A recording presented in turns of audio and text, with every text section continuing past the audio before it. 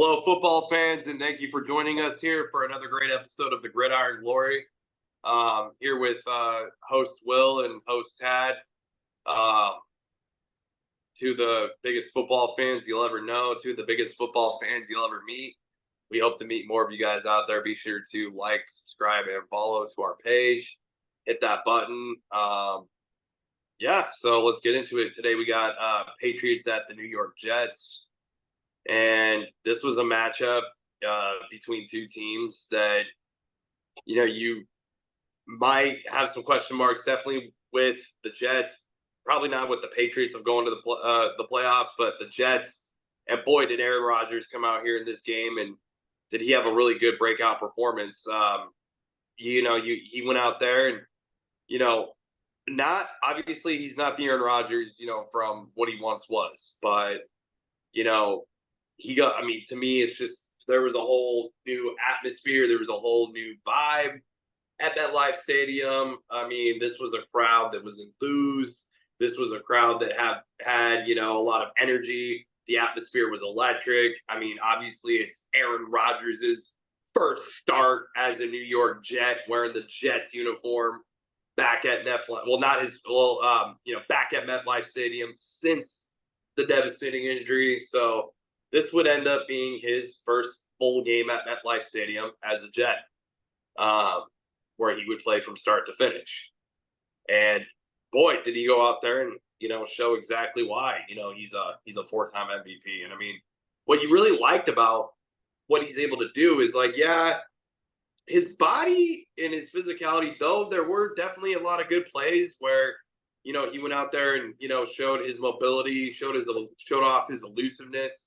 You really liked his ability to get his offensive playmakers involved, like Braylon Allen, Breece Hall,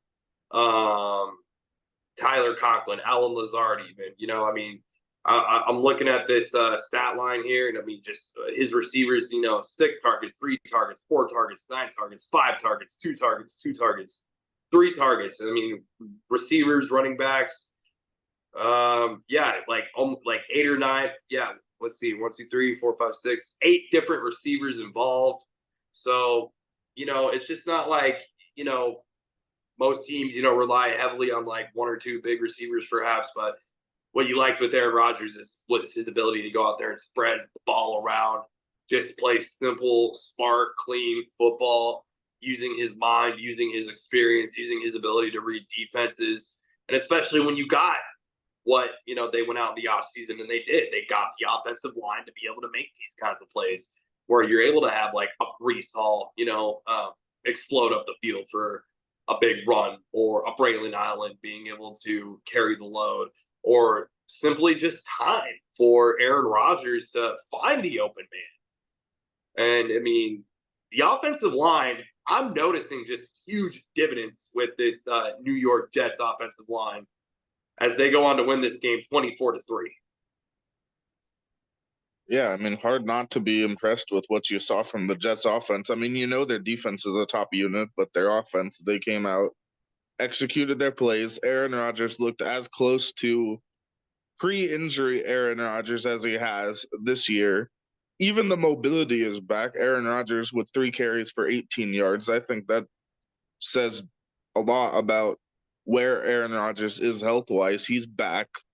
His accuracy is there. His intellect is there. He's a cerebral quarterback at this point in his career, and he can still carve up a defense even in his advanced age. So that's a very strong look for Rodgers, a strong look for the receivers. He can find many different guys, as you said, the offensive line, all of them doing their jobs. Only 2 sacks allowed on the day, 4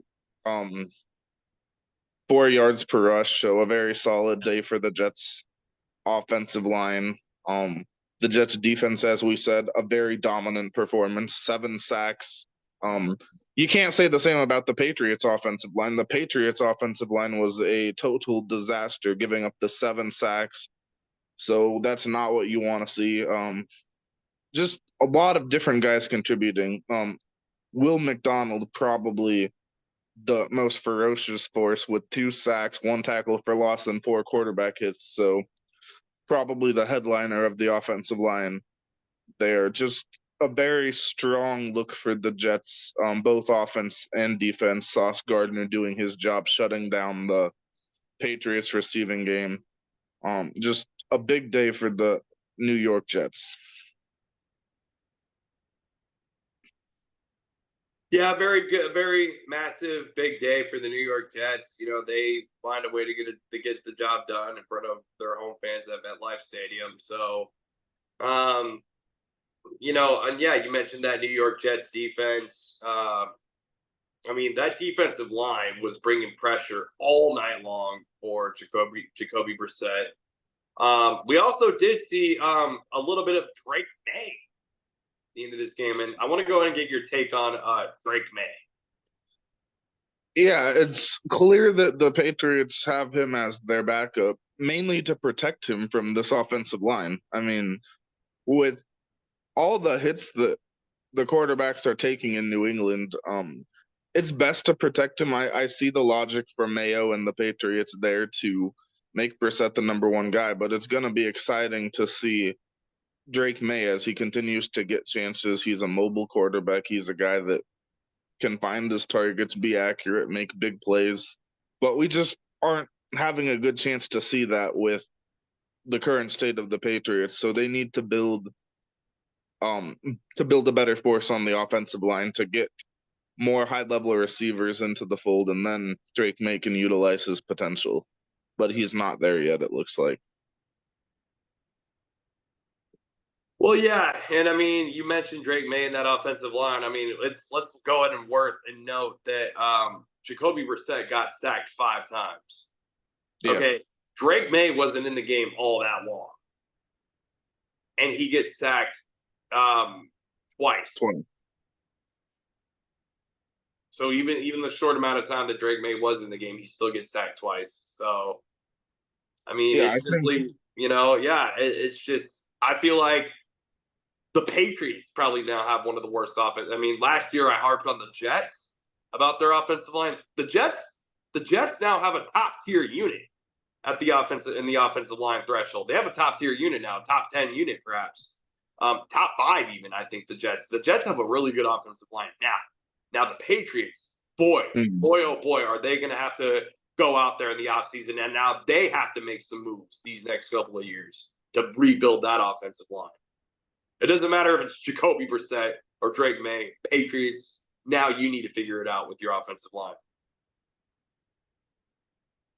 absolutely.